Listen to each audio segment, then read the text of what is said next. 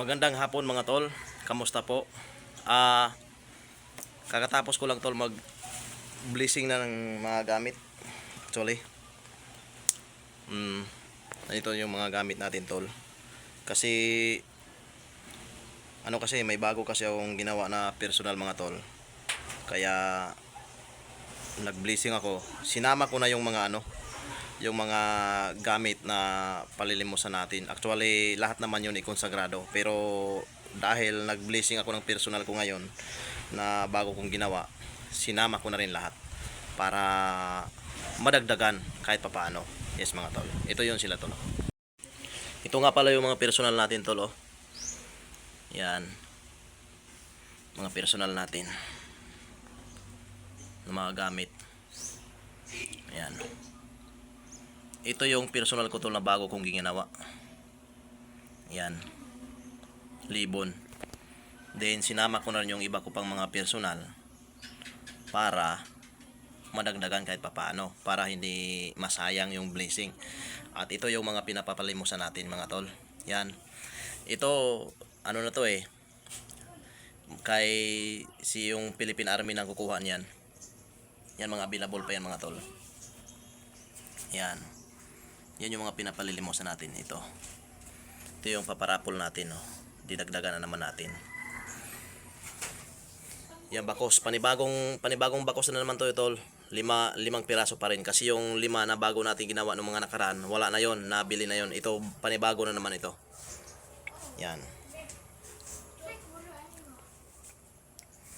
Pinapausukan muna natin ng insenso para walang mga negative na makakalapit while nag blessing. Yung mga personal natin tol. Ito sumbalik, kabibi, bato umo, tuway-tuway naging bato, kabibi na tapol, kuhol na tapol. Yan. Ito yung langis ng libon mga tol, pang pahid-pahid natin sa mga mutya, sa mga gamit natin. Yan. Yan o, personal natin tol. Yan.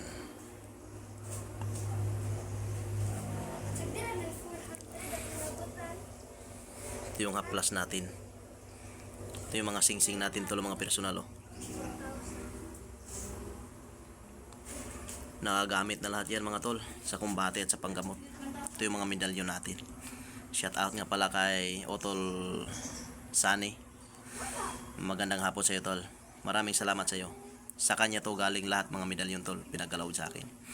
Ito yung mga pinalimusan natin 3 personas, tsaka La Cruz de San Benito. Yan. Tayong Diyos Amahan. Yan, okay. Bakos, panibagong bakos.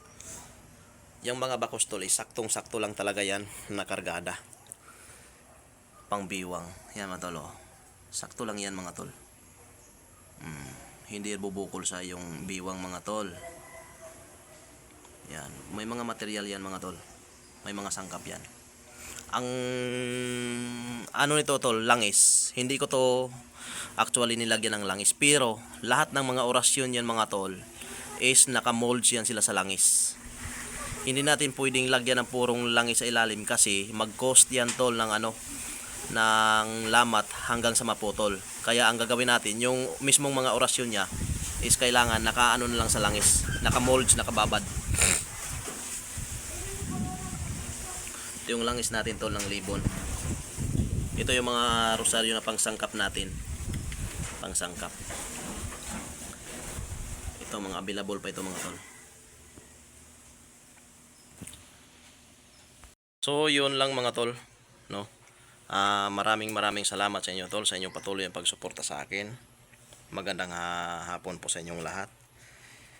Sana patuloy nyo suportahan mga tol. Din doon sa mga interesado sa gamit natin tol, mag-PM lang kayo sa akin sa FB page ko, Mr. Nice Guy TV. Ilalagay ko yung description sa comment section. O kaya doon sa may mga load, pwede tawag kayo sa akin direct sa cellphone number ko.